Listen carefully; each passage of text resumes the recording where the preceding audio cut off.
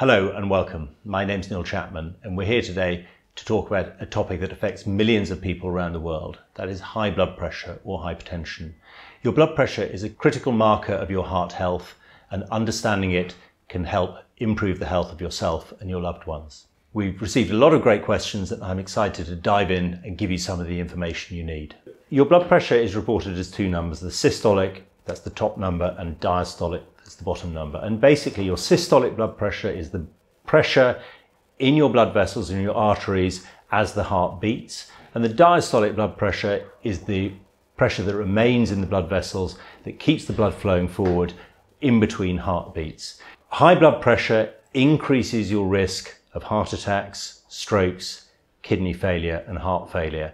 And it acts in conjunction with other risk factors such as high cholesterol, diabetes and smoking to increase risk. So if you have high blood pressure and you have other risk factors as well, then you're at even greater risk of these cardiovascular events.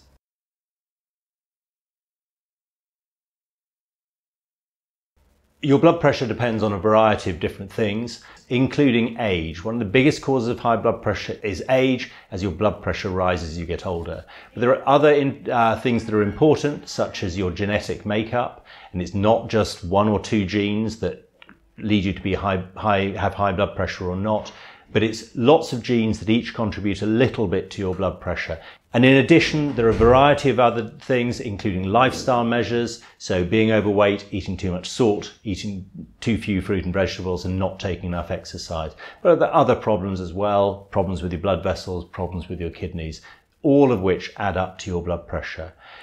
Typically, you don't end up with high blood pressure suddenly. Typically what happens is blood pressure rises over time, but you may not be aware of that because you aren't aware of what your blood pressure is at any one time, but your blood pressure may suddenly be across the threshold into high blood pressure, and you may be told that your blood pressure is now high, whereas it had been normal but creeping up previously. There are some rare causes of sudden onset high blood pressure, but they are few and far between.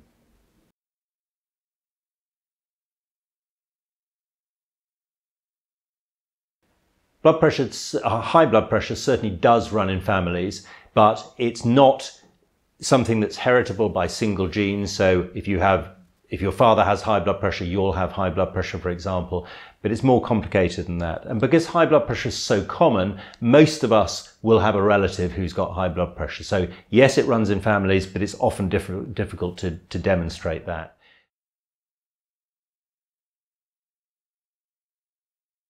Other factors are certainly important in the development of high blood pressure, including your weight, your salt intake, your fruit and vegetable intake, and your exercise or lack of exercise.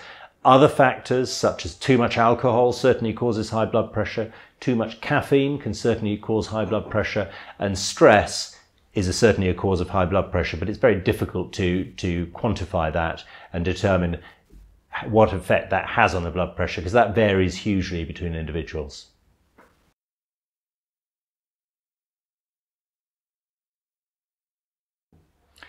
So unfortunately, you generally won't know when your blood pressure is high. High blood pressure is usually completely asymptomatic. It doesn't cause any symptoms, often even when particularly high. So the only way you'll know if your blood pressure is high is by having it measured on a regular basis.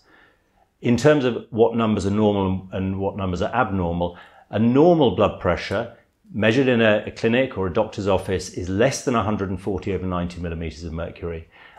So high blood pressure is 140 over 90 or more. We know that blood pressures measured at home are typically lower than those measured in the office. So a normal blood pressure at home is less than 134 and 135 and less than 85 millimeters of mercury.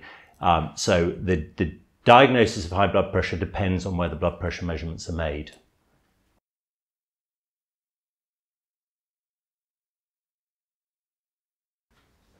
So blood pressure readings are accurate, but they're also highly variable, and your blood pressure varies across days, across weeks, but just minutes and even heartbeats. So you'll find if you measure blood pressure frequently that you'll get quite widely varying measurements. So they're accurate, but they're variable. And that's why we like to see lots of blood pressure readings when we're making a diagnosis of high blood pressure, so we can look at the average rather than individual readings that may not be truly representative of your actual blood pressure.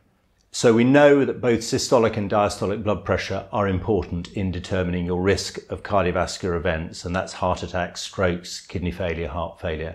So from large studies of huge populations, we know that as your systolic blood pressure and your diastolic blood pressure get higher, you're at greater risk. They're both important, but it's also important to note that as you get older, once you reach your 50s or 60s, the diastolic blood pressure actually starts to fall. So once you go beyond that age, it's really only the systolic that's the more important. But if either are high, that does increase your risk.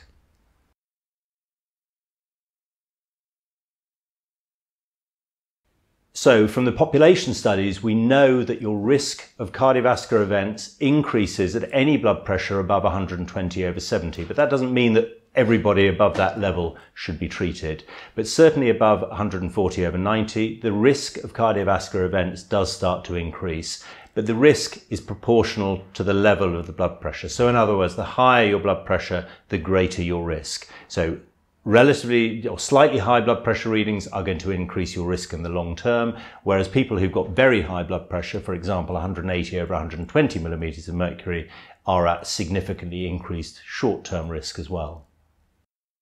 Because high blood pressure doesn't cause any symptoms, unless you measure your blood pressure, you won't know what your blood pressure is. You won't know if you're at increased risk. So it's important, get your blood pressure checked whenever you can, perhaps whenever you see your GP, or at any time the opportunity arises.